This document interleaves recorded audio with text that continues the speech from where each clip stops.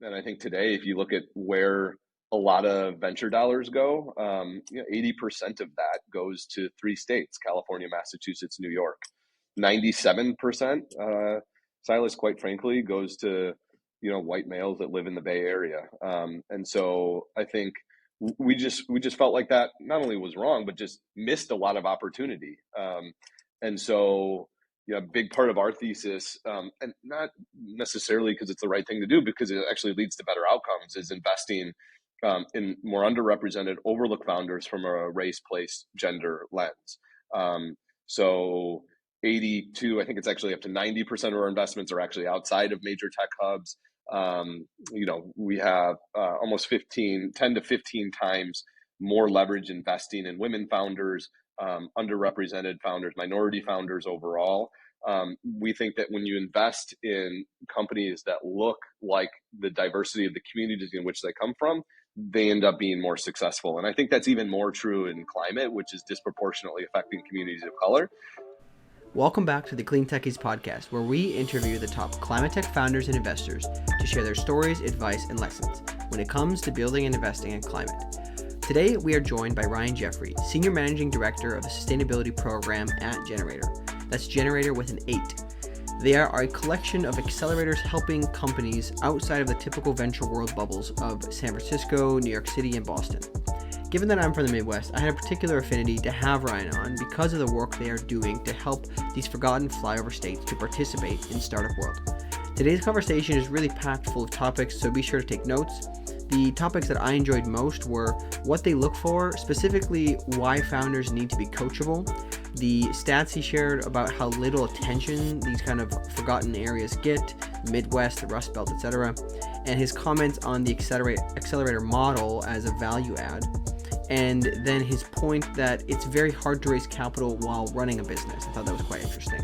Overall, I think Ryan brought a lot of value to today's conversation. Let us know what you think afterward, and enjoy the episode. All right, welcome to the show, Ryan. How's it going? Hey, Silas, good to see you. Good to be here.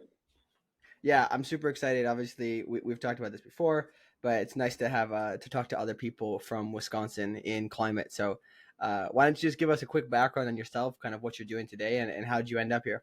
Yeah, absolutely. Well, first, again, you mentioned I'm from Madison, Wisconsin originally. I live in Chicago now. I'm the Senior Managing Director of Sustainability here at Generator. So been with Generator the last couple of years. I help oversee all of our investment accelerator programs focused on climate and sustainability, of which we've got half a dozen now. Previous life was a three-time founder, operator. Before that was an investor at a $200 million fund here in Chicago. So experience on both sides of the table, and now using that experience to help support early stage founders tackling our biggest climate and environmental challenges.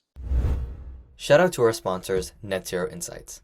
Net Zero Insights' mission is to enable the transition to a sustainable future by giving decision makers access to the leading market intelligence platform on climate innovation.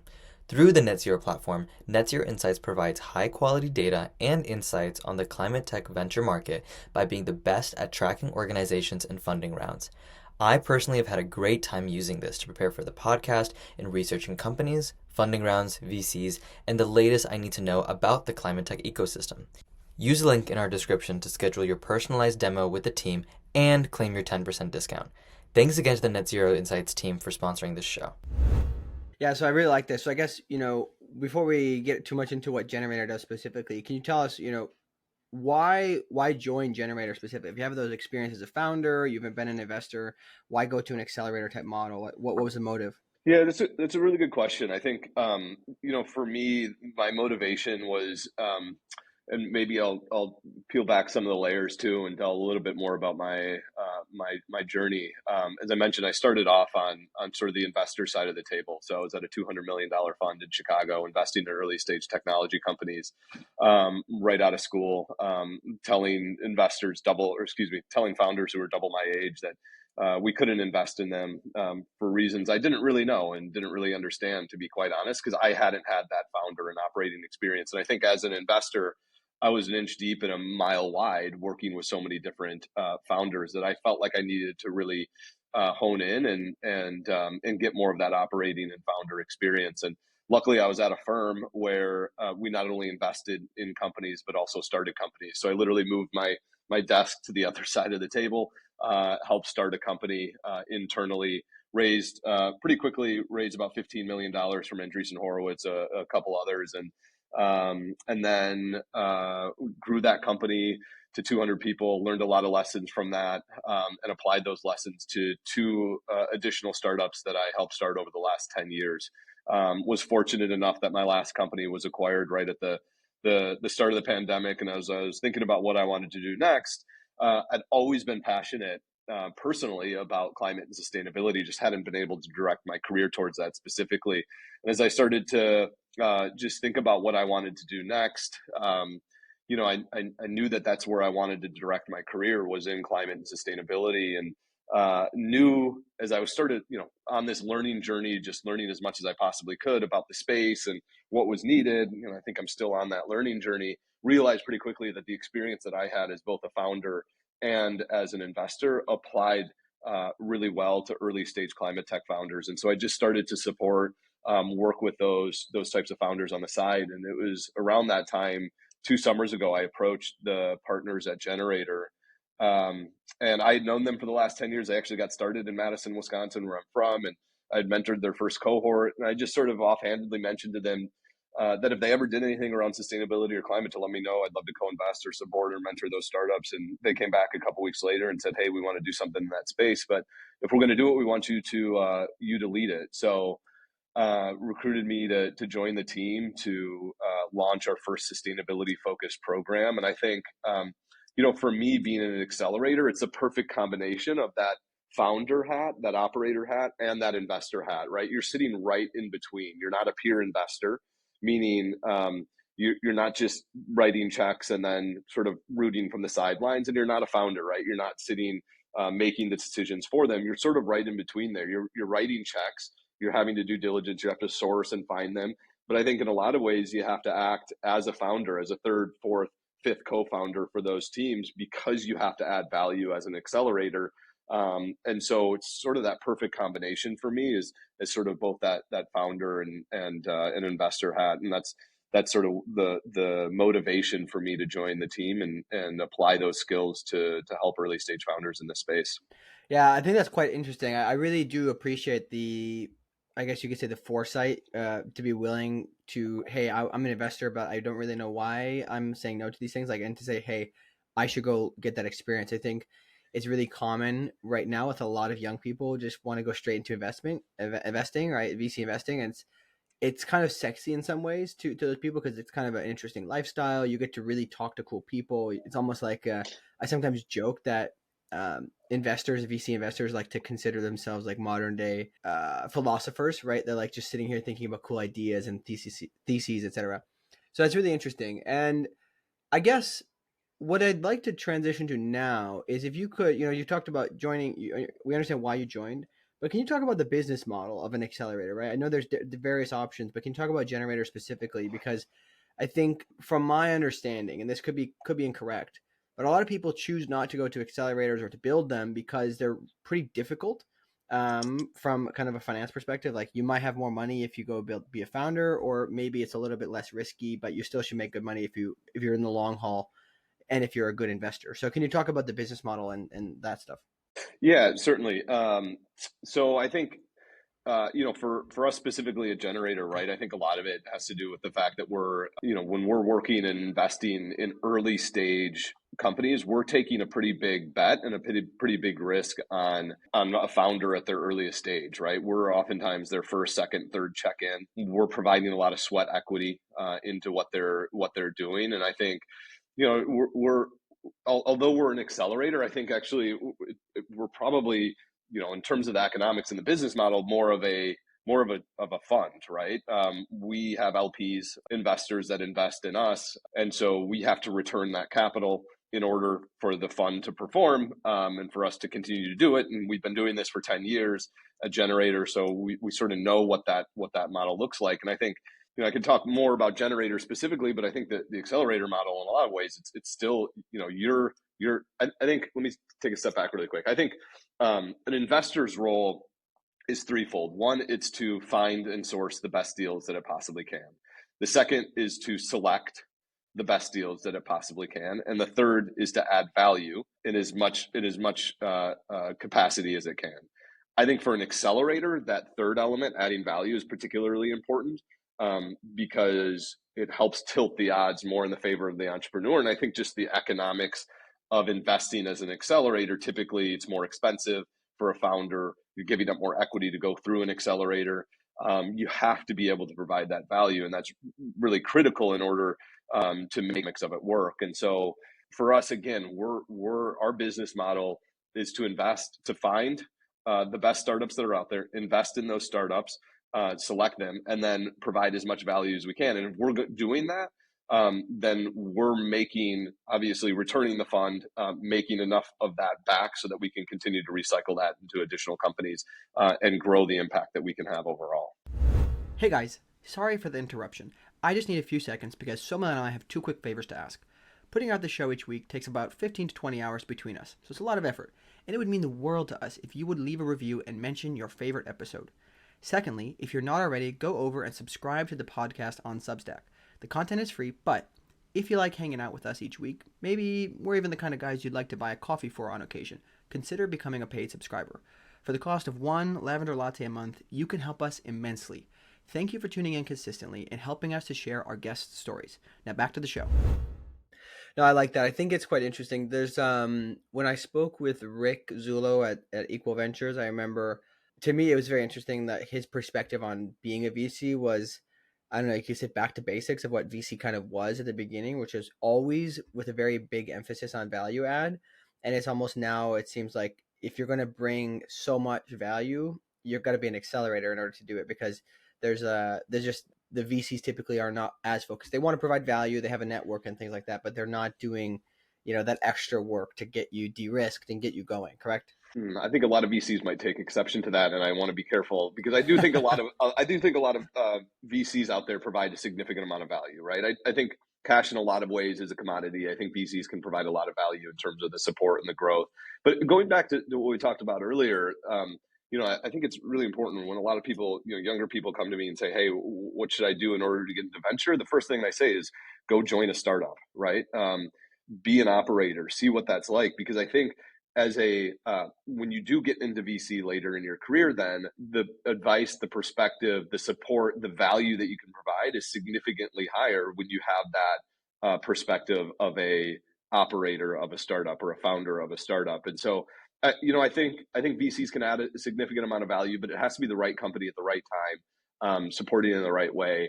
And it doesn't have to, right? I think VCs can provide a lot of value just in the capital that they provide. I think specifically in climate, a lot of them are more deep tech or hard tech focused and more capital intensive. And so being able to just write a check and allow founders to execute, I think is value in and of itself. But yeah. I think for earlier stage, and specifically for us as an accelerator, right, we have to be providing that value. Otherwise, the economics of it don't make sense for that founder. And for us, it makes sense because we think we can help dictate the odds of success a little bit more in favor of that entrepreneur, that founder, when we're able to support and help and give them the resources, connections, and network that they need in order to succeed.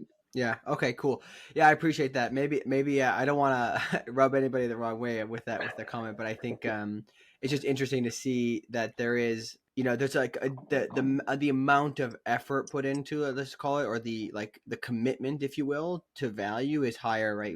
Because of your ask, right? The upfront sell is that you're going to get X from us, so therefore you have to fulfill it. On that topic, then, can you talk about? Let's do two things. So let's first go, what specifically are you looking for with Gener8tor? Like, what are the types of companies you want to come to you? Yeah, that's a great question. So we've that sort of evolved over the last couple of years as we've grown the number of programs that we have. So as I mentioned, I started our first, launched, ran, recruited, invested our inaugural sort of our first sustainability focused program 2 years ago.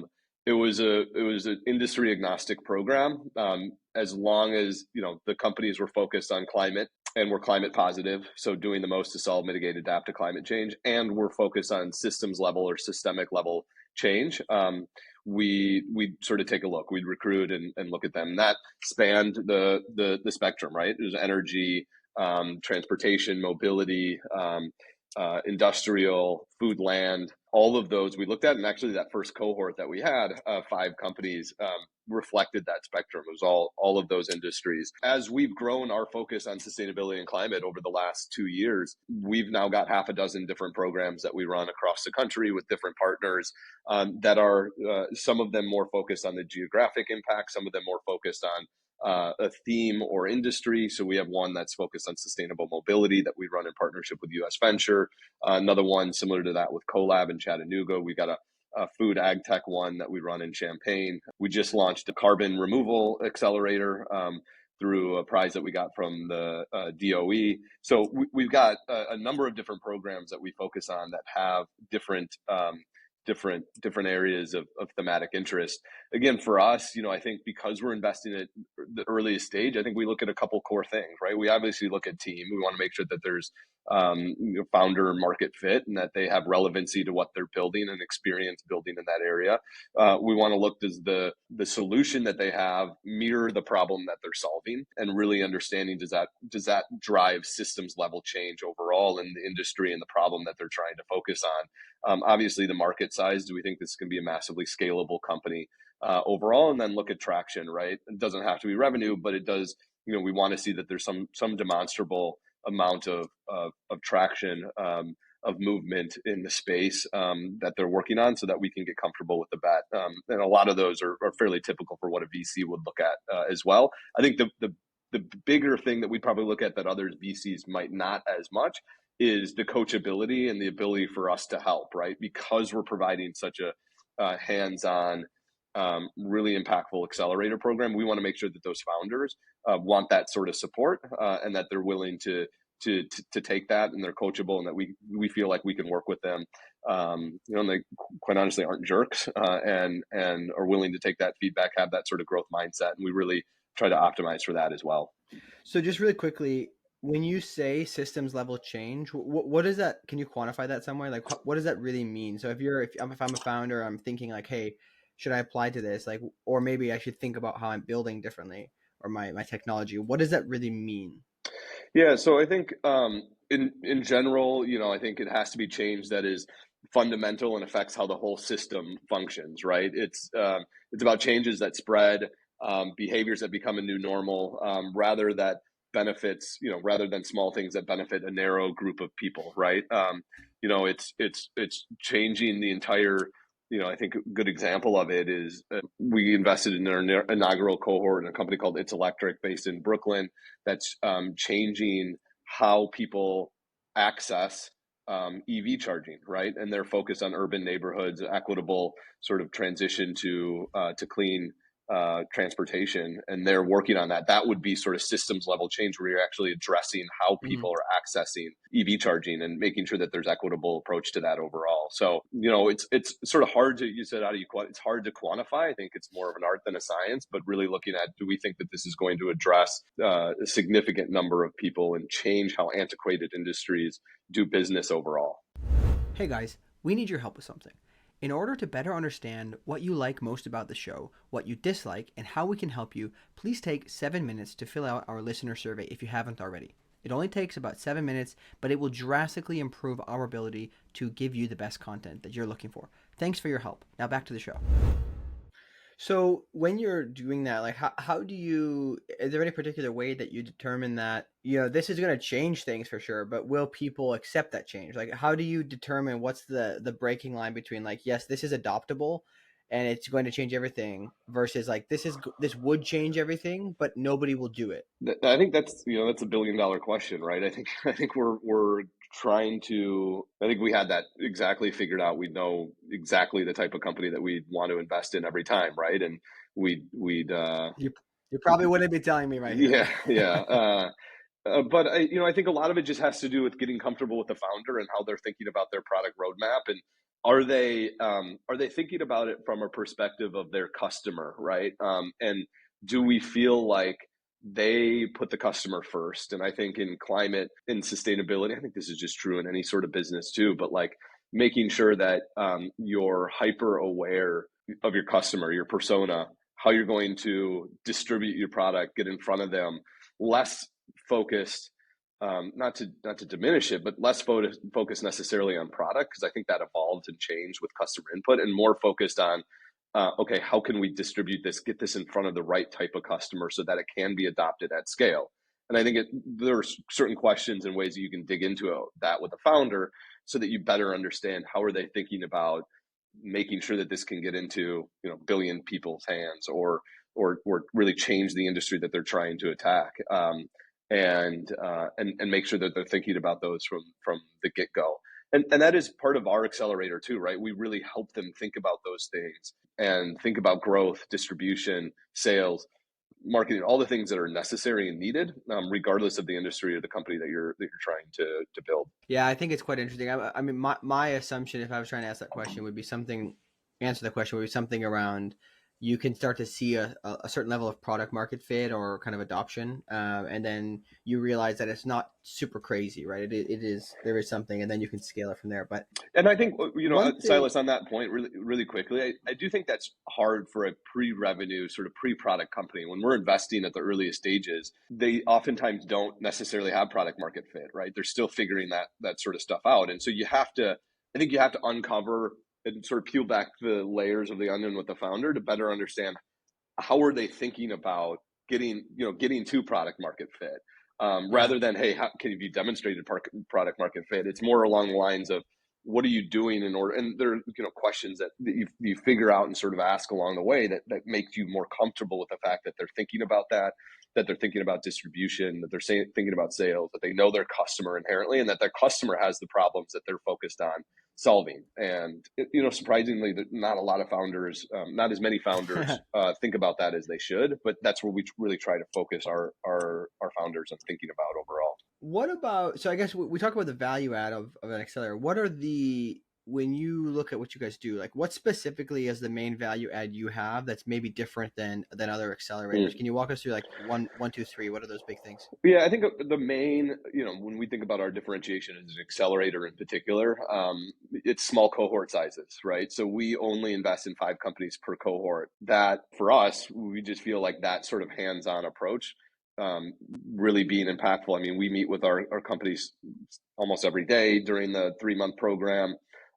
We're introducing them to hundreds of people that we feel are going to be really impactful and supportive to their business. We're helping to introduce them to corporate partners that are in our corporate innovation network and beyond, and then really helping them on their fundraise, their pitch, their story, getting to that next round of funding.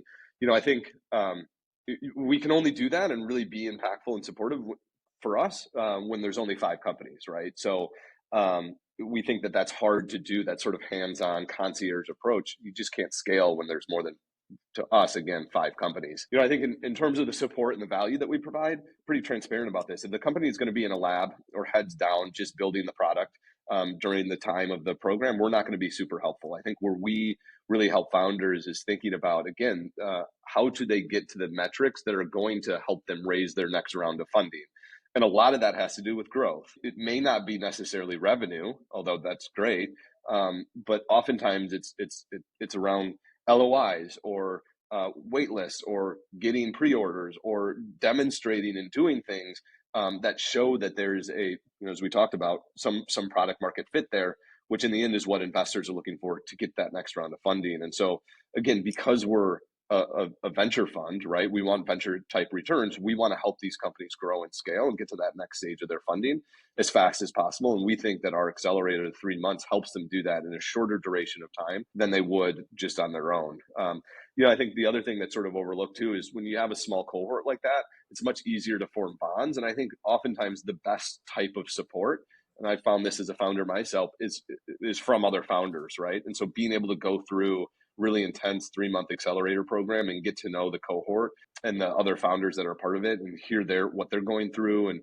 supporting each other is a really big element of it that we again feel like is much more practical, and there's only five companies per cohort. I like that. I think that's good. I mean, it's quite interesting because this is very difficult. You can't really have 40 people or 40 companies in there, right? If you're going to really help them. How long is the program? Is it 6 weeks? You said. So 3 months. So 12-week program. Three months. Yeah, I think that's where we're really working hands on with those founders for those 3 months. It's not like we stop talking to them or working with them after those 3 months. It is a Yeah, of lifelong course. relationship, right?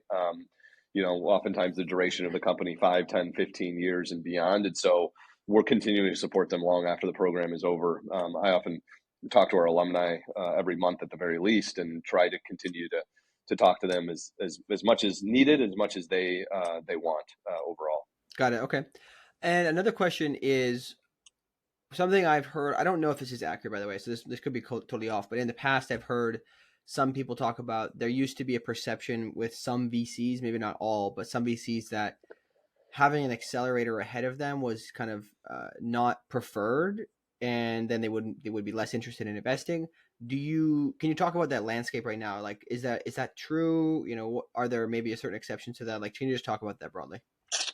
I think it depends in a lot of ways, and quite frankly, I think if you find if you're in venture and you find a great company that is on a trajectory that obviously that think is going to return the fund and more, I don't know that an investor should care whether they went through an accelerator or not. And our thesis and what we try to do is that we try to provide sort of an initial source of companies for investors as they go through our company or as they go through our accelerator. So we get a couple hundred applications per program that we run.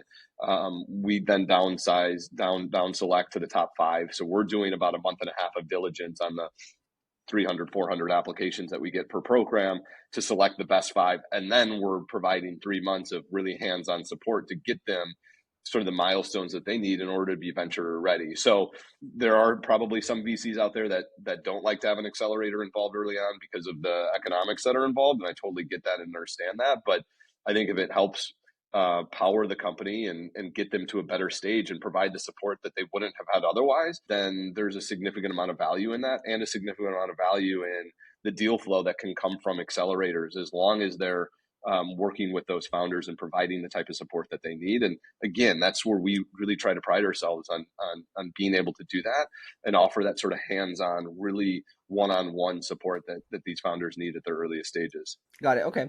And then just to clarify another thing on the business model. So you mentioned you essentially have a fund, right? So Gener8tor has LPs, correct? So Gener8tor has about 100 million AUM through 8 funds that we've raised over the last 10 years. So most of that has been raised from LPs. In some instances, our programs are in partnership with corporate organizations or corporations, and they're funding the program specifically. But we've got a couple different pools of capital that we're deploying based on the program and based on the location and the partner that we have. And so the question I have here is then, when it comes to climate tech building, especially hardware, there's a lot of talk about partnering with corporates to do pilot projects early on and just kind of going through the stages, as you mentioned, to get to the end. So are there any particular examples you want to share of where you're utilizing your LP because it's a corporate and they have a specific sustainability goal they're trying to achieve, that you can help them with those relationships? Can you just talk about that and helping some of your hardware, maybe not necessarily only hardware, but hardware focused in many cases, startups to get through to that next stage? Yeah, let me see if I can use specific examples. Some of them are under NDA, so I probably can't. I think so. Maybe at a high level, we have I think upwards of 50 plus organizations, corporations that are part of our corporate innovation network that we're making introductions to our startups to. A lot of them are looking for pilots. They want to, I think in general, a lot of corporations have made a lot of commitments surrounding sustainability and are looking deeply at how to decarbonize, move towards net zero, inject renewables and sort of move away from fossil fuels overall. And so I think they see us as a great way to offer that and to do that through the startups that we work with, right? And so we're constantly making introductions from our pool of portfolio companies that we have to corporations, to help them with pilots, to support them on a lot of their initiatives. Like, there is one specifically that comes to mind. I can't unfortunately mention it just because I know they're under NDA, but in general, I think one of the things that we do, especially with our corporate run branded program, so mentioned we have one partnership with US Venture in Appleton, Wisconsin, actually, that we run focused on sustainable mobility. In a lot of ways, they see it as strategic deal flow for them as they start to work with these companies. They get access to the deal flow to the startups, to be able to work with them, to do follow-on investment into them, to bring them on in terms of what they need. And so it's a great way for them to fill their pipeline, and then not only to support early stage innovation in areas that are important to them, but also to support their company in terms of acquisition and overall pilots that we can help support with. And it probably helps that they can have a team of experts, people who understand how to run these things, rather than trying to build their own program internally, right? Yeah, I think that's part of the value that we can provide as well. Is we take on all the logistics. We hire a team to run the program. We do all the sourcing, and they're involved in the interview process. They have a vote on the investment committee, and they're pretty involved as well in the mentorship and the support that they provide to the startups, and really working with them to help them navigate internal dynamics and all those sorts of things. So yeah, I think there's a lot of benefit for the corporate partners that we work with in terms of putting together a really impactful program that benefits them overall. So you just mentioned it, that one of these programs is in Appleton. I think obviously, part of the reason why I really like this conversation is you guys do a lot of work with not Silicon Valley, not Boston, not New York necessarily, right? You have a lot of focus on these other areas. Can you talk about, generally speaking, the role of these, let's call them flyover states, in the climate transition, the energy transition, and specifically why Gener8tor is focused on helping those areas, those underserved areas? Yeah, I think a lot of that just goes to sort of our start. When I say our start, I mean Gener8tor's start 10 years ago. In a lot of ways, Gener8tor was started as a way to provide resources, capital, support to those founders that have been traditionally overlooked by the venture ecosystem. And I think today, if you look at where a lot of venture dollars go, 80% of that goes to 3 states: California, Massachusetts, New York. 97%, Silas, quite frankly, goes to white males that live in the Bay Area. And so I think we just felt like that not only was wrong, but just missed a lot of opportunity.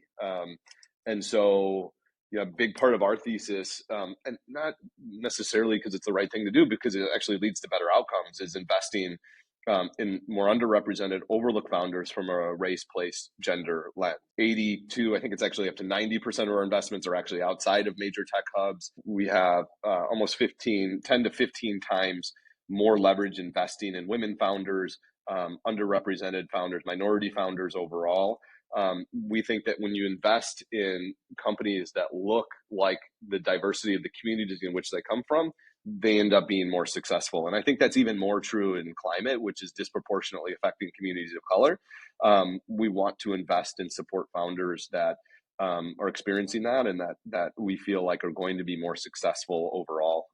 And so, yeah, it's a big part of our journey, a big part of our thesis. And I think also, when you think about accelerators, or the average person thinks about accelerators, they're probably not thinking of Gener8tor, quite frankly. I think we've flown under the radar over the last 10 years, mostly because we've been outside those major tech hubs.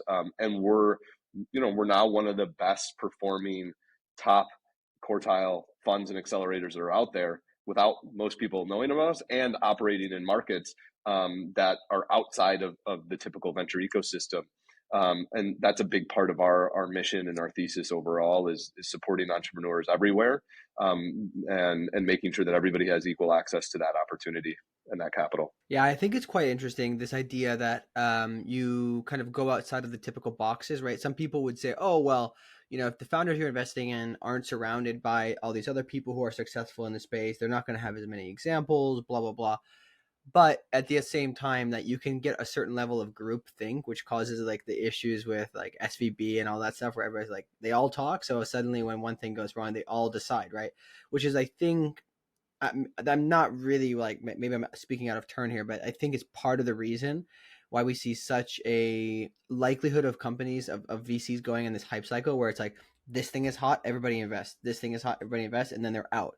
Just because it might still be a good example, it might be a good investment, they're still kind of out because it's too much, too many, it's too old, it's old stuff. We're not talking about that anymore.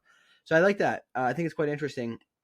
I guess one thing I'd like to ask you about is, given that a lot of the, especially in the industrial decarbonization, how you say, like objectives, right?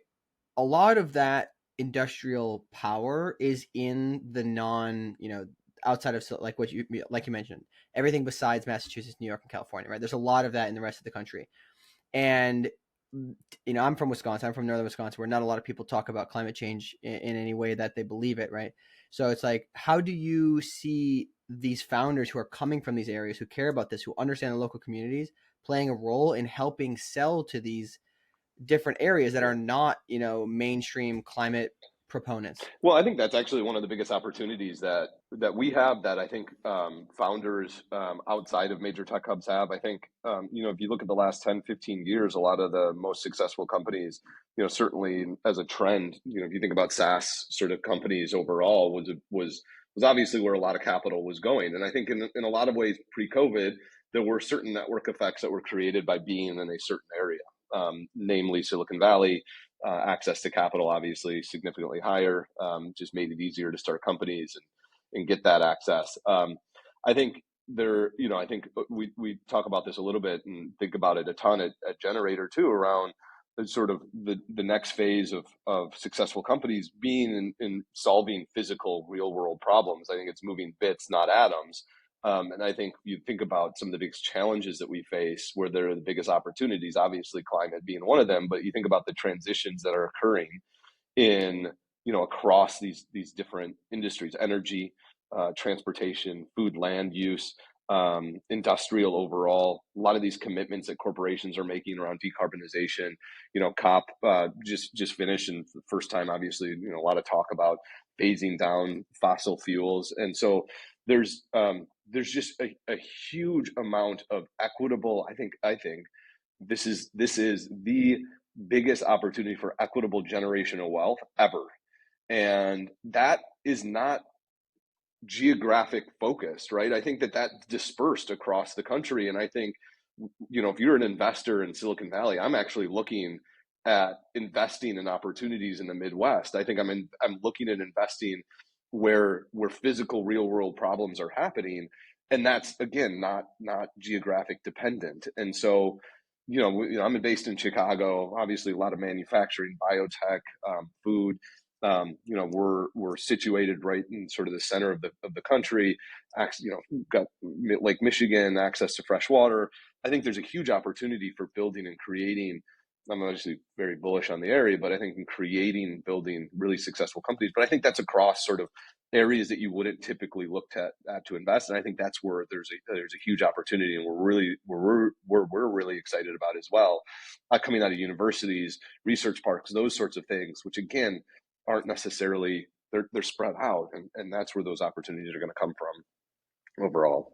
Do you see any, maybe tell a story of before and after? I don't know, because I have no context of this. Do you see any well-ordered collaboration amongst these kind of forgotten states when it comes to venture stuff to do all this, like farming and agriculture and industry, like coming together to find ways to collaborate to make sure that they're actually being able to create some of that, like you said, a new generation of equitable wealth? Well, I think we see it on the ground in a lot of the money that's being deployed from a grant perspective. I think there's a lot of coalitions and a lot of universities, accelerators like us, venture funds, community organizations, nonprofits that are collaborating on a lot of these grant-focused programs, and we're involved in several of them, and we'll be announcing a couple of them in the coming weeks and months that we're a part of, that we're really excited about. But I think that's a prime example of like building those sorts of coalitions. And I think that is a part where an accelerator can play a big role too, in connecting founders to opportunity, right? And where founders coming from, building relationships on the ground level with communities, with community organizations, with universities, where the talent is coming from that's spread out across the country, and then the investors and the funding and the corporations that are going to help fund it and make it viable. And we can play a really solid role in connecting a lot of those ecosystems, and that's really what we're trying to leverage and focus on in the years to come too. Yeah, I like that. So I guess this I don't want to like go into this too much, but I want to still understand, like, you work with these companies on a regular basis. You're seeing all the kind of the dilemmas that they may face. In your estimation, what would you say is the biggest gap, whether it's in an ecosystem, financing, something, knowledge, I don't know. What is the biggest gap in helping the founders of these companies who are kind of not outside of the main hubs? What is the biggest gap in helping them achieve the outcomes that they're aiming for? I mean, in a lot of ways, it's access to capital, right? I think, again, access to capital can be viewed in a number of different ways. I think it's not just, venture funding, though that's part of it. But if you look at the capital stack, it's customers, right? It's just making sure that you can, you talk to the right customers at the right time, and you generate revenue that way. It's non-dilutive funding, grants, other things that can help propel the business. So, I think when you're thinking about something that's venture scalable, like, you have to have access to capital. And I think, I do think this is changing post-COVID in a lot of ways, where, again, the sort of the primary pools of capital were allocated in one specific area or several specific areas. And I think for people building outside of those areas, there's just a lot more opportunity for them to connect those pools of capital to help build and grow the business, but they need to know where to find them. And I think, again, that's where an accelerator can play a key role in helping them find those and make sure that they have the ability to take advantage of it. Yeah, I think access is an interesting one. I think the climate ecosystem seems to be relatively open, but it doesn't mean it's easy to access necessarily, right? You just have to have the right angles, and that's quite fascinating. This is obviously a really big topic right now. A lot of people are talking about is climate and AI. Do you have any general comments on where you see AI actually making a real impact and helping solve climate change? Any particular instances of portfolio companies, for example? Yeah, I mean, we've invested in several of them overall in through our programs. I think there's a tremendous amount of opportunity, right? I think setting aside a lot of the debate around, and I think rightful or needed debate around how fast it's progressing, and kind of, quite frankly, a little wild and scary in some ways. But I do think that there is a significant amount of application specifically in climate. We look at some of the trends overall that's happening, right, around predictive modeling, how AI can sort of analyze a huge amount of data sets from satellite sensors, climate models, make sort of predictions about extreme climate and fires and flooding, those sorts of things, to I think in resilience planning overall for cities and others. I think that's a huge area. Certainly around emissions tracking, being able to take a lot of that data, that comes from renewable energy, wind, solar, other renewable infrastructure, and making sure that they have the sort of insights that they need to make changes. We invested in a company called Reent in our spring program that is doing just that for renewable energy, providing more predictive insight into weather patterns for renewable energy. That's doing incredibly well. So I think there's a huge amount of innovation that's occurring in this space. It's really cool to see, but we just need to be careful how it's deployed. And I think that's a much broader, deeper conversation for people that are way smarter than me in this space. But I think it's something that we need to watch carefully. Yeah, got it. Okay, I definitely can't speak to that. I'm generally an optimist, so I just say, hey, let's go and see how it goes. But I know that there's nuances to it. Could you? I think it'd be probably best. There's a lot of from my understanding, a lot of the companies that are in your portfolios are doing something in hardware, correct? There's a lot of hardware related. Yeah, I think about 70% of those that we've invested in climate are sort of what you consider hard tech or deep tech. Yeah. Yeah. So would you mind just sharing maybe one story, and then you can kind of explain the reasons for it, but one story of how a company successfully got to an MVP, a hardware MVP specifically. So they have go from idea all the way to getting an MVP, which unlocks more capital for them. I mentioned It's Electric earlier. I think that's we invested in them in our spring 2022 cohort, so almost 2 years ago. That's a really good example of, a company that they had design prototypes of what they were going to build. It was a much sleeker, simpler EV charging focus for urban neighborhoods. And when we invested, it was just sort of the design of it. We really liked the concept of what they were doing. We really loved the founders, how they were attacking the space, and the experience that they had navigating city bureaucracy, quite frankly. I think super gritty, resilient founders that were able to overcome a lot on their journey, and are doing incredibly well on that path to. They now have, I think, half dozen or so chargers actually in the ground. So from concept, I think working through the bureaucracy, working through a lot of the challenges that come with putting something in the ground, making sure that they were working closely with design and taking inputs from everybody along the path, and then now in the ground, and they've got a number of other contracts with cities that they're working through and negotiating, and really excited about that potential overall. And I think along the way needed to access a number of different sources of capital, right? Certainly from us as an accelerator, we wanted their first checks, but VCs, non-dilutive funding, grants, those sorts of things that they took advantage of along the way. And I think that helped propel them and made sure that they could tell their story. Another example is a company in that same cohort called Mycocycle that is using essentially using mushrooms to eat trash to create new bio-based materials that can be resold in the construction industry. They started with just a small prototype, started with one sample, trained the mycelium in the mushrooms to eat the trash, basically, break it down, and then create this new bio-based material that could be reused. And started with just a small sample, a small lab, raised some capital. They raised I think a $2.5 or $2.25 million seed round earlier this year that helped them expand. They grew their team, got a much bigger lab space, and now we're developing and deploying with a number of corporate partners across the world that are looking to innovate and use their technology. It's still on a smaller scale, but they're starting to prove that they can take in bigger amounts, bigger quantities of trash from the manufacturing, construction industry, and divert it from landfills. And so it was an iterative process that allowed them to continue to build and grow. And I think it's in a similar way to, obviously it takes much longer because it's a hard tech, sort of deep tech company, but in a lot of ways you have to innovate, continue to iterate on the product, continue to build it, get customer feedback as you would with a software company. You have to be able to do that in sort of a hard tech, deep tech sort of focus as well, and make sure that you're building what your customer needs, taking their input, make sure that the economics of it, I think this is more important too, the economics of it can scale. Because with the software company, each additional customer that you bring on is margin. For a hard tech company, you have to make sure that the margins are there from the very beginning.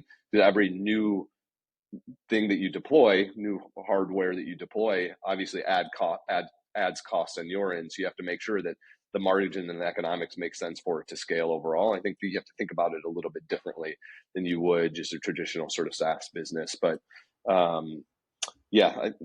long-winded way of answering your question. Happy to dig in on that any more.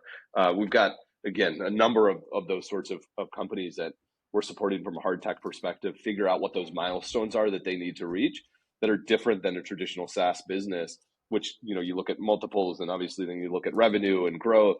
It's a little bit different in terms of the story that they have to tell, from what milestones are important for their seed, for their Series A, or their pre-seed, seed, Series A, than just traditional revenue. And so being able to actually communicate that to an investor, tell that story, what it looks like, is something that we really want to help our founders address and tell in a better way from a hard tech, deep tech perspective overall. So I'm trying to think through this, because I wonder, is your opinion that most of the milestones are relatively similar? Like there's a framework, there's nuances to it, but the milestones to get to, let's call it the point where they raise their Series B, which is usually the big hurdle because they've figured it out, they're moving.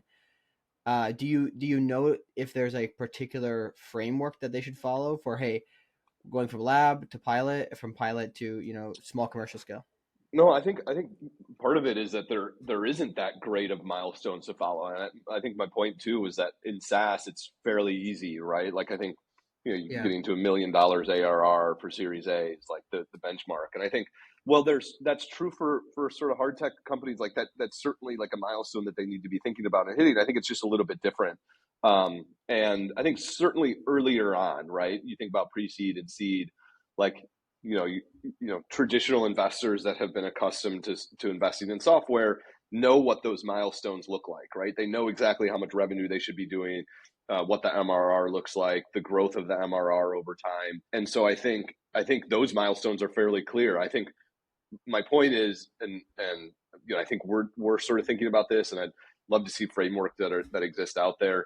Like, what are those milestones that we can clearly show that dictate that this company that is more hard tech focused is hitting the relevant milestones that it needs in order to be a successful company long term.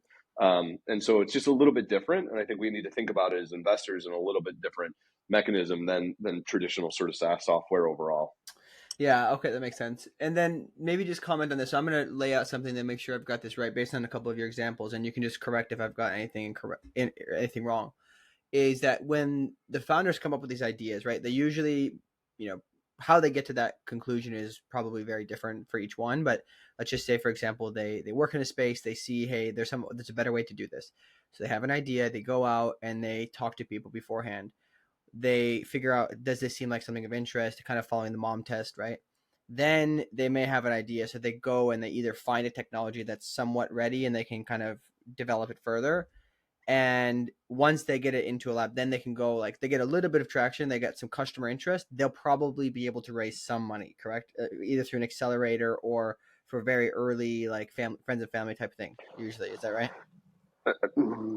Yeah, I think generally is an oversimplified way of thinking about it. That's true. I think there's always outliers, and I think founders that are able to invest, Yeah. to raise money earlier, and to do it on less. But I think generally, yeah, I would say that's a good characterization of sort of the path overall. And I think whether you come from sort of university or lab setting, or material science or whatever it might be, chemistry background, you might have a good sense of what that is that you're developing because you've been in that space. So go back to the company that was using mushrooms to eat trash. Joanne, the founder, spent the last 20 years in the construction industry, saw all the waste that was occurring, and applied that experience to develop something that would innovate on that problem. And I think early on, it was really hard for her to raise capital because she just sort of had this idea that it wasn't lab tested.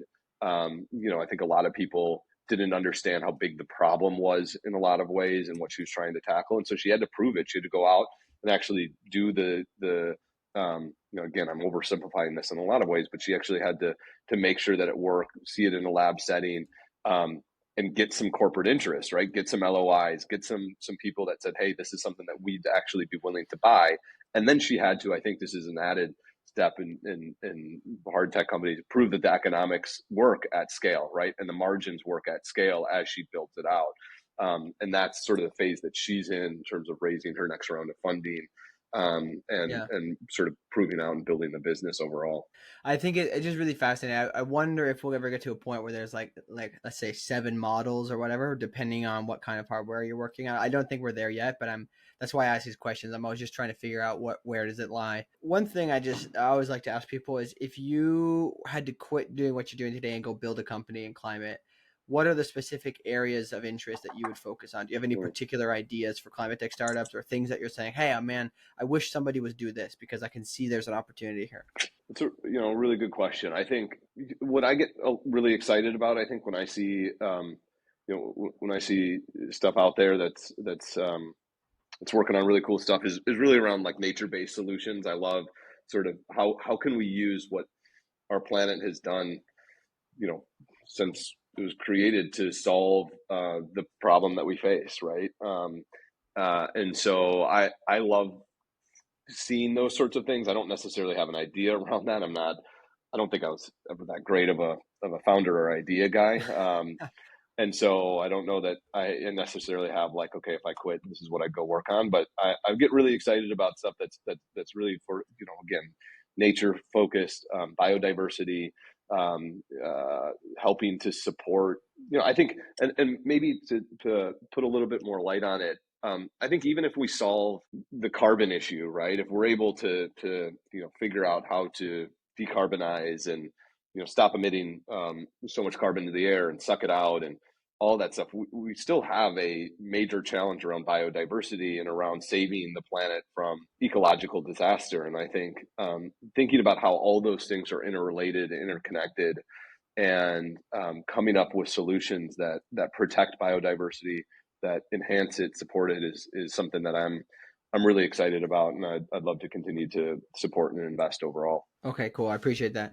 I've heard that one a couple times now, I think, over the past few months. So nature-based solutions. I like that. Some of the things I've seen in there are quite fascinating. I think what's really interesting is once people learn how to quantify the financial impacts of doing some of these things that appear on the surface to just be an expenditure, but in reality, if you look at the long tail, they are massive, like cost savings to countries or municipalities, right? Yeah, we invested in a company called Gentian that actually just announced yesterday. They raised oversubscribed $1.6 million round, and they're focused on biodiversity monitoring and a lot of what they talk about too. And I think this is true. And what you mentioned is so much of our economy is actually driven by biodiversity, and the amount of actual, like, the financial mechanics that go into it is pretty outstanding, and significant, but a lot of people don't realize that. And so we need to find ways to protect it. Appreciate that. So I guess going on to advice to founders, do you have any particular advice when it comes to hiring their early team or finding a co-founder? I don't know how often that happens within what you do, but just anything regarding talent. I know you focus a lot on this too, and you probably can expand on it. But I think, in terms of what to look for, and I think for finding co-founders or building a company together, I think it boils down to trust, right? I speak from experience starting at several companies, but if you don't trust the person that's sitting there with you, that's on this roller coaster, that you really have no idea where it's going, and there's all these ups and downs, and you basically have no insight, no light at the end of the tunnel when you're on it. You have to be able to turn to the person that's on that roller coaster with you and completely trust them. And so I think that it all starts with that. I think that there's a lot of, especially in today's market, I think not hiring too fast, right? I think making sure that you are diligent about the types of people that you need to bring on, and not just hire for the sake of hiring because you think you need to, but hiring because the bubble is about to pop, right? And you need to bring on people that can support certain functions of the business as it grows, and not doing that too quickly. I think that's probably part of my experience as a founder before, where we were just hired too fast, too quickly, and it wasn't able to support the business overall. So those are probably the two biggest ones that I think about: trust, and just making sure that you're doing it, you're not doing it too fast, and being thoughtful about who you're bringing on, especially not in today's market where you need to extend cash flow and you need to be capital efficient overall. Yeah. Okay. Got it. I appreciate that. Now that's something that's come up. The trust one I think is extremely important. It's sometimes underrated. It sounds really like basic, but a lot of people don't actually do a good job of that, right? It can be a big issue. So any specific pointers on pitching and fundraising? Oh boy, that's a big one. I think it comes down to the story that you tell, right? I think a lot of founders, specifically in climate, if you're more technical in nature, it's very easy to get bogged down in the details of the product, of the technology. It's about the story that you tell, and making sure that when you're pitching an investor, I think a lot of founders have this sort of oversight that they hear anywhere between 1,000 and 6,000 pitches a year. They're talking to hundreds of founders every month. Oftentimes when you're pitching them, you may be one of 10 that they're talking to that day.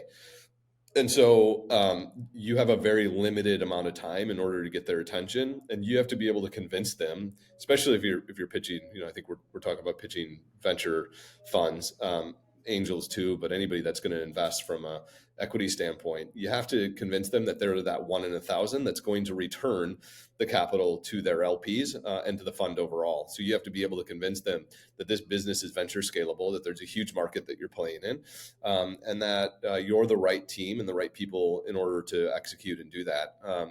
And that's a story, right? That is being able to sell the fact that might be early on, but that we're going to be the ones that can solve this problem that exists out there, right? And it's about making sure that there's a really good path from what is the problem that we're solving, how does the solution mirror that problem, what is what have we done in terms of traction to show that we have the right solution, why are we the right team in order to do that, and how big is this opportunity that we can execute on in order to make sure that we're going to be the ones that as an investor you're going to make back your money. And I think it's also about like taking a step back too. It's about making sure that you're pitching the right people, right? I think if you can't logically show that, like, look, this can return the capital to the fund and be a $500 million company or whatever it needs to be in order for that venture fund to get its money back, depending on how big the fund is. Maybe you need to pitch people that are angels that are okay with a $30 million exit, and just change sort of the, and make sure that you're doing your diligence on who you're talking to. Hey, I noticed that you invested in this portfolio company. Why did you invest in them? What was it about them? And making sure that you're aligning. I think a lot of founders will just take any meeting that they can with any investor, but just a lot of time that's a waste of time overall. You have to be talking to the right people who are investing in your stage and your type of company overall. If you're a hard tech company, don't talk to a venture fund that only invests in software. Right? Don't even reach out to them. I also think this is another key part. This isn't necessarily about the pitch, but just fundraising in general. You can't, I genuinely believe that you can't both run a company and fundraise at the same time. Meaning, as the CEO of the company, you have to find ways in which to delegate everything that doesn't have to do with fundraising. If you're going to fundraise, you can't do it half-assed. You can't do it with 1 foot in, 1 foot out, spending 50% of your time on fundraising and then 50% of your time on business. I think that's actually the hardest thing for a founder, is continuing to move the business forward while fundraising. Fundraising is a full-time job.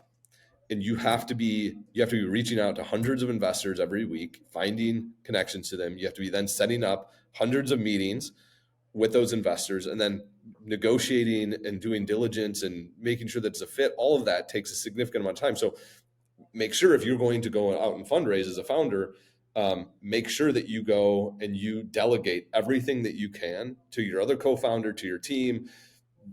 Remove everything that's not necessary so that you can focus 100% of your time on fundraising, and only that until you close. It also takes takes twice as long and is twice as difficult as you think it will when you embark on it, and just bake that into to the thought process. Another thing that I'll say, the most successful founders that we've invested in, that I've seen, are the ones that have been said no to the most. Meaning, they're the ones that are out there talking to as many people as they possibly can, aren't afraid to get to a no. And those that hear that no more end up being the ones that get to a yes faster, and end up raising more and are more successful on that path. And so you just have to be comfortable with the no. You have to get to a no faster. A no faster than a drawn out maybe, or a drawn out no is the worst thing you can get. So I could go on, but maybe I'll pause there. No, I think that's good. I like that a lot. That I first of all, I appreciate hearing the direct example of the founders that have succeeded.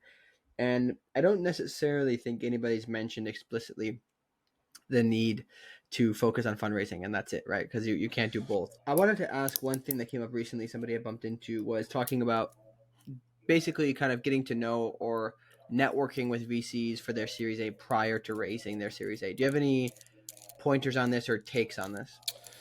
Yeah, I think so I think that's a really good idea. I mean, I think as a founder, in a lot of ways, you have to be fundraising all the time.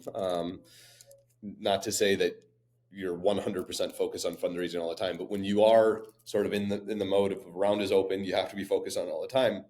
And when you're not, you have to be meeting investors, talking to those that could fill in the round next time, making sure that you're continuing to keep them posted and updated. And I think it's a big part of it is certainly talking to investors that are a little bit later stage that you get introduced to and that you talk to and that you network with. And I think that's a role of an accelerator. Early stage investors is, again, talked about it early on in this conversation. The value that investor can have is introducing those founders early in their process to the next round of investors that could invest in their round. And so I think that's a really important, critical piece of sort of thinking about your fundraising and how you're going to do that overall. And is there any particular way that you would recommend approaching it? Like, is it, because I would be curious if they're like, okay, well, why are you coming to me? You're not raising. Like, is it easier to get on the call if they're not trying to pitch them? Like, any particulars that you have there? Yeah, I think if you ask for money, you get advice. You ask for advice, you get money, right? So I think from my experience, I don't know, others may have different opinions, but from my experience, later stage investors love talking to companies earlier on in the process so they can get to know them, right? They can understand how the business has grown, the trajectory. And actually, I think it's beneficial for the founder too, to be able to say, hey, I know we're a little too early for you, but I'd love to have a conversation with you about what we're doing and just introduce you to what we're working on. And I think in that conversation, that founder can ask questions like, what sort of milestones would you like for us to hit in order for this to be interesting in our Series A or our Series B or whatever? Write those down. And then when you hit those milestones, go back to that investor and say, hey, remember when we talked 6 months ago or 9 months ago or whatever, you said in order for you to find this interesting, we'd have to hit these metrics. Here, we've done that. Here we go. We'd love to pitch you and see if you'd be interested in this round. So yeah, I think there's mutual benefit for it if a founder approaches it the right way. And I think from my experience, again, almost all of the VCs that I talk to that are later stage, they love getting involved with our program. They love getting involved at the earlier stages so they can get to know the companies and then track their progress over time so they can be more comfortable with that bet later. So I think this is, we'll probably just a couple more things here and then we'll wrap up. When it comes to advice to other VCs or investors generally, you can pick whether that's a VC or an accelerator. What is your particular advice to them when investing in climate? I mean, just do it. I think we need more people investing in climate. I think we need more people that are willing to place bet on early stage innovations in climate. I think that they shouldn't shy away from investing in really difficult, tough problems. That's what we do in VC, right? You get into VC because you want to support founders that are working on our biggest problems that we face. And I think there's nothing bigger than that what we face in climate. So oftentimes it's just making sure that they're getting into the game and that they feel like even though they may not be a climate focused investor, that they can support and work with early stage founders in that space overall. I think also it's just understanding the founders are the ones that are in the ring, right? They're the ones that are doing the hard work. Our role as an investor is to support, is to be there to help. It's not to punish them if they're not hitting their milestones. It's not to cut them down. It's to build them up and support them and be there for them and help them no matter what it takes. You're placing a bet on that founder, and when you do, that comes at being there for them at the ups and the downs, no matter what happens. Yeah, I appreciate that. And maybe last thing, you maybe already will say it the same way as you said before at the beginning, but what is your advice to people who want to get into venture or to want to get into VC or investing? Yeah, I think again, it's I'll answer this maybe more because I answered it earlier. I'll answer it for the lens of climate. I think there are a lot of people that are afraid.